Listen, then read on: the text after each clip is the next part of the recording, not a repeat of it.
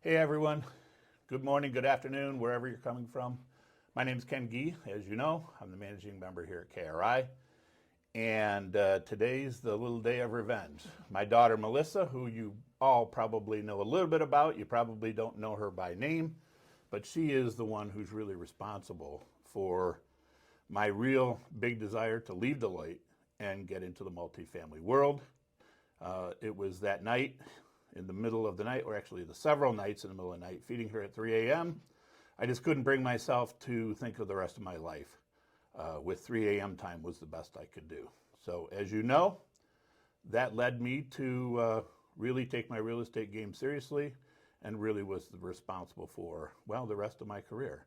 So now, more than 25 years later, Melissa is not on a bottle anymore. She is way, way grown up. She works for a private equity firm in Lexington, Kentucky, and really has a good feel for what we do every day and the conversations, you know, fast forward 25 plus years. As a father, you would never even imagine that you'd be having these kind of discussions with your daughter. So she is here. I don't have any idea what she's going to ask. I told her to just ask whatever she wants, and I don't have a choice but to answer. So, and anyway, so Melissa, it's all yours. Yes, no, thank you. Sweet, sweet revenge. No, I'm very excited. So thanks for having me on. I know I'm excited to be here. But yes, like my dad said, I do work at a private equity company in Lexington, Kentucky. Have been at the firm for about 2.5 years now and have done handling all things hiring and recruiting, you know, more so on the HR, human capital side. So it's been a really, really big pleasure to kind of learn the ins and outs of the industry without, you know, having to learn everything from him. As you all probably know, when you're kids, you don't want to take everything from your parents, but you want to take as much as you can. So it's been fun to kind of be in a similar industry and kind of learn and grow and develop on my own and be able to have really insightful conversations with my father as, you know, I've grown in my career and as he continues to grow his. So now it's time for revenge. So this is the fun part. This is what I'm excited for. So Dad, without further ado, Yes. I'm going to kick off with a kind of a fun one. So what is the accomplishment in your life that you are most proud of aside from your children? Because I know he might say us. So you're not allowed to say your kids. So what's the biggest accomplishment that you are most proud of? Yeah, you know, it's probably the biggest accomplishment has been getting out of my own way. So growing up, you probably know part of the story, but my father was a taxi cab driver. It was very, very humble beginnings. And when you come up from very humble beginnings, just the thought of going to college was like a deep reach for me. So as I continued to develop over the years, I went to college. Then I got a graduate degree. Then I got a good job. And, you know, all along the way, I just realized that, hey, I can do this next thing if I just get out of my own way and let myself do it. The real accomplishment came from what's happened from the story that happened with you, and my leaving a very, very good job at Deloitte with 2 young children, a house payment, a family, serious obligations, and then transitioning to real estate and doing that successfully. Because trust me, along the way there was a lot of bumps and a lot of challenges, and so that's by far my biggest professional accomplishment. Personal development, I got to go back to you and your brother, and making you guys to be helping you guys to be really, really productive people. So there it is. Yeah, no, that's helpful. I think what is challenging for a lot of people is the idea of trying to get out of their own way. So how do you really, you know, tell yourself that you can do all these things when there's, you know, crazy roadblocks, right? You know, kind of starting your own business, doing this and that, like trying to figure out how to get out of your own way. How did you really figure out how to do it and do it as consistently as you have done it? Yeah, that's a good question. How do you get out of your own way? How do you actually do it? Yeah. And there's a lot of things that I did. The first thing I did was I tried to, if I wanted to be in a particular place, I tried to get myself surrounded by people who were there already. Because what happens is you start to see them, you start to act like them. You really are, and I've said this to you before, you are the product of whatever people you associate with. And if you want to know where you're going, just look at the people that are around you, and that'll define where you're going. Yeah. And so I just continued. It's kind of hard because there's some cases when you got to leave a few people behind. It really is difficult to do that. And you don't necessarily need to leave them behind as much as you need to fill gaps with people that are where you want to go. And so I've continued to do that along the way. And what that does is it allows you to visualize what your life is like, because you're kind of using them as your guide. So I mean that's it. That's what has really helped me do that the most. And then of course, once you say, okay, I can be that person. All right, now how do I get there? Where am I at? Where do I need to get there? And then just doing whatever it takes to get whatever it is that you need to get there. But it starts with your mind. I'm telling you, most people are in their own way, and they are where they are because they choose to be there. Feels kind of weird to say that because a lot of people don't like that, but it's true. I mean, I choose to be where I am today because I'm there. Yeah, and I guess that kind of leads to another question that I had specifically about, being consistent in the things that you do, because a lot of people think, I'm really big into the fitness industry, health and wellness and all of that, and you know that. I think a lot of the people who know me know that I'm really into my health and wellness, fitness, all that stuff. And the question I always get all the time is, okay, how do you stay motivated? How do you stay consistent and how do you stay motivated? Staying motivated is probably the hardest part, right? Motivation is not usually the thing that gets you to do one thing or another, right? It's the consistency. You have to stay consistent and you do it for yourself. So, I guess kind of going off of that question too, how did you stay motivated? How did you stay consistent with the things that, you're trying to build? You're trying to build this business. How did you stay consistent, or how do you continue to stay consistent and motivated with it all? Yeah, so what I do is I try to figure out, if I do whatever it is I'm trying to do, what would that mean for me in a big way? And it's mostly about life, right? So previously, before I made any real money, I would dream about having expensive things and realizing, wait a minute, right? There's no difference between me and that guy or gal in the picture, in the video, in the movie, and whatever, okay? There's no difference. Just they decided to do it and I didn't. So that's probably where it starts. How do you stay motivated? Every step of the way, you're going to find things and people that have what you want.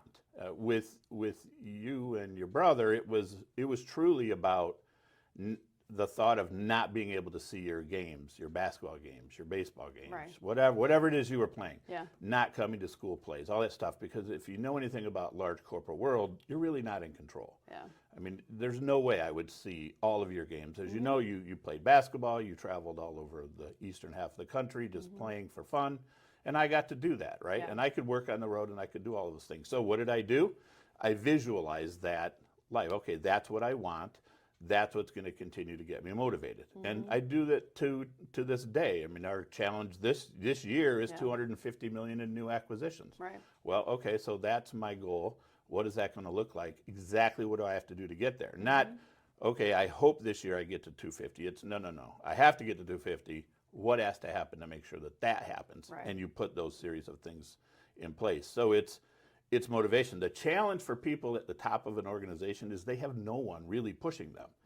So my push is my family, of course, as you know, but now we've really understood, or I personally have understood, how I can reach my personal, professional, financial goals, while also providing an opportunity for every person in our organization to do the same. Now that right now, at this moment, is my huge motivation, because I realize now that I can put a system, a process, a business in place that not just benefits me, right? Because benefiting me is cool, but what about all the people that got me there? Definitely. They have to benefit as well. So that is, right now, at this moment, that's what's motivating me, because we're going to drag a lot of people with us if they want to go along. Right.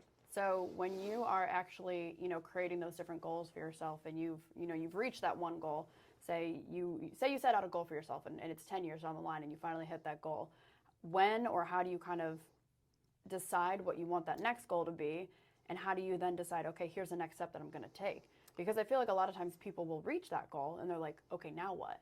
Now what do I do? You feel like you've peaked, you've reached like your potential, and then that there's more that you can kind of showcase as a business owner and everything in between. So how do you kind of determine what that next big goal is for you, and how do you act on it? Yeah, for me, I don't wait till I get there to set the next goal. Yeah. Because you're right. I see a lot of people that kind of go off the rails, especially motivated people. Yeah. Motivated people are focused because they know where they're going. They have a target, they know what direction they're going. And as soon as you take that away from them, now they're screwed because they don't know they don't know where they're going, and they start to wander around. That's why I've always said, okay, I already know where I'm going, but part of the way through getting there, the next goal is going to get set because I don't want to lose that focus, right? Now remember, not everything is financial related, right? It's about personal, it's about being able to enjoy our family and things like that. Yeah. So I constantly, because everything in the world is changing, make sure that my goals are changing. Yeah. And so what's important is that I always tell our people, if you want to get out of your comfort zone, come here. Yeah. Right? Because I'm going to push myself out of my comfort zone, and I can guarantee you every person in our organization would say that I have done a very good job of pushing them out of your comfort zone. Yes. And I probably did that to you. Yeah, I was just going to say that. Definitely. No, you have. I guess another question, and this is more so a selfish question, but for people who are wanting to, go beyond what they think that they are capable of, and they say they have nowhere to start. They don't know where to start. They don't know, say they don't have the money to start. They don't have investors kind of helping them, or they don't have the resources to start right away. If people are sitting there and they're like, I'm capable of so much more, but I have no idea where to go, no idea where to start. They've done the research. What is your recommendation or your advice for those people? Because I know there's a lot of young people and even some, older individuals who are maybe, 30, 40, 50 years old, and they want to, branch out more so in their career and do more than what they're doing now. Where the heck do they start? Yeah, that's a really good question. And we actually are in the process of helping people do that right now. You kind of threw me a softball here, but it is, I've been in multifamily real estate now for 26 plus years. Yeah. There are a lot of people who want to get started, and they're trying to figure it out. Many of them don't have any money. They don't have an accounting background. They're not, I was a CPA, commercial lender. A lot of people don't have those skills. Yeah. So I helped them figure all of that out.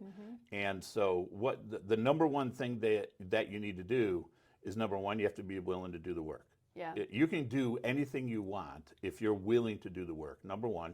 Number two, you got to find people to learn from that actually know how to do it, been there, done that. Yeah. If you don't do that, you're going to learn from people who don't really know what they're doing, and you're never going to get to where you want to go. Right. So, the investor education side of our entire business is now being developed because when you and your brother were growing up, I got to shape your life or have a part in that process. Right. Well, now that you guys are gone and out of the house, yeah, I still get to impact you a little bit, but not nearly as much. So what I've learned over the past several years since you guys have been out is it is massively rewarding for me to be able to look at individuals that I've helped get started in this business and realize that I literally just had a life-changing effect on them. Yeah. And that's the motivation. So that's why we're doing what they're doing, why we're doing what we're doing. The person in that position just has to seek out. Right now, there's more resources available than ever before. When I started, there was nothing. Yeah. No podcasts, nothing. No masterminds, none of this stuff. And that can make it tough sometimes, though, too, having so many resources. That's true. Yeah, that's true. Which one do you listen to? Which ones are real, which ones are Which not? ones do you listen to? Yeah. And that's, I say, you got to be willing to do the work. You got to learn from somebody who's been there and done exactly what you want to do, and then listen to them. Actually listen to them. And don't worry about, okay, what's in it for you? Because just getting that exposure to that person, you're going to learn massive amounts. So it really comes down to people figuring it out. I mean, I don't remember if you knew this, but the first deal I did, I borrowed half of the down payment and got the other half from your grandmother and your grandfather. And I mean, I had no money, but your grandma and grandpa believed that I would work hard and figure it out, do whatever it took to figure it out, right? So my story and everybody's story who starts out is a little different, but there's one common theme. They figure out whatever it takes to get that first deal. Because what happens in this business is if you get your first deal, every deal thereafter is so much easier. Yeah. Like it's ridiculously easier because once you've done that, you're like, oh my gosh, I am now that person who owns an apartment complex. Yeah, you've definitely done your fair share of figuring it out. So kudos to you. Well, thanks. All right, another question for you. Yes.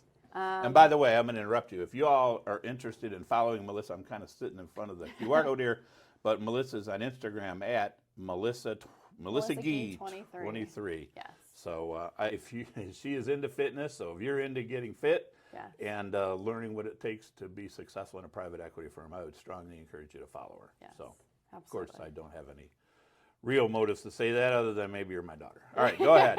All right. Yeah, so this one's kind of a little bit more of a fun one, but if you could go back to you when you were in your 20s and give yourself one piece of advice, what would that piece of advice be? Get out of your own way. All right, you can't use the same thing. But it's true. It's true. Yeah. I did not understand what I could do. I just didn't understand what I could do, and set targets and really stay focused on them.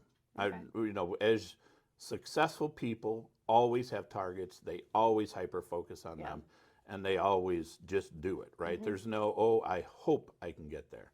Right, in my 20s, remember, in my 20s, let's see, I was still driving Zamboni, putting myself through school, right? I mean, yeah, driving Zamboni was interesting, but it wasn't, there was a time in my life when I didn't even think college was necessary, right?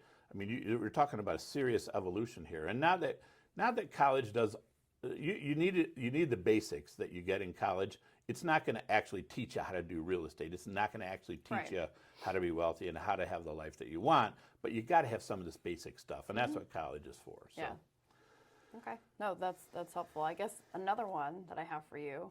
I have a feeling these are getting more challenging by the minute. So they go ahead. they might be. What would you say is your biggest failure in life thus far? Ooh.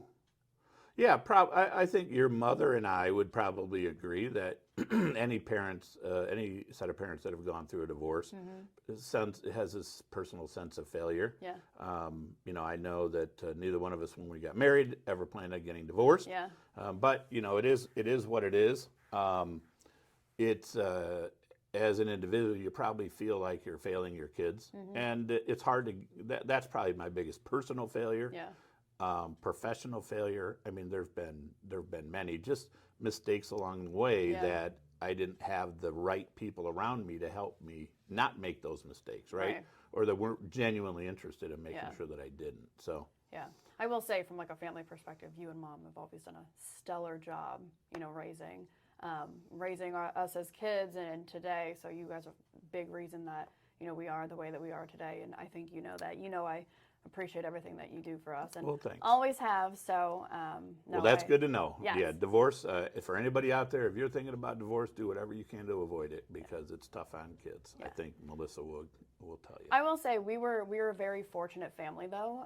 Not a lot of kids have the opportunity to have such good relationships with both their parents, even after they go through a divorce.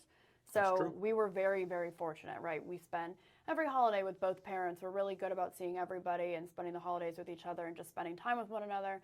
I have a good relationship with you, good relationship with Mom. So, we were really extremely, extremely fortunate to kind of have things play out the way that they did. So, regardless of the circumstances, we've always made it work, and we've always been a great, a happy family, as cliche as that sounds, but it really has been. Well, that's good to know. Yeah. That's good to know because you never really know how your kids feel. So I appreciate you saying that. Yeah, absolutely. Okay, this one's a fun one. I don't know if anybody's ever asked you this one. Boy, here we go. Here we go. And I have to answer. Yes, he's required in case you can't see. So what do you think is one thing that people misunderstand most about you? Ooh, that's a good one. Probably that I'm all work, no play. I do work a lot, but what happens, this is weird, because when I was at Deloitte and the bank, it was a job. Yeah. I mean, it was a job. It was a job. Now I'm growing my business. Yeah. There's a really blurry line between what I do at work and me. It's become who I am. Yeah. And it's actually fun. Yeah. Because part of the fun side of your life is meeting challenges, doing things. As you know, I was a pilot. I scuba dove. A lot of crazy things that most people wouldn't do. Yeah.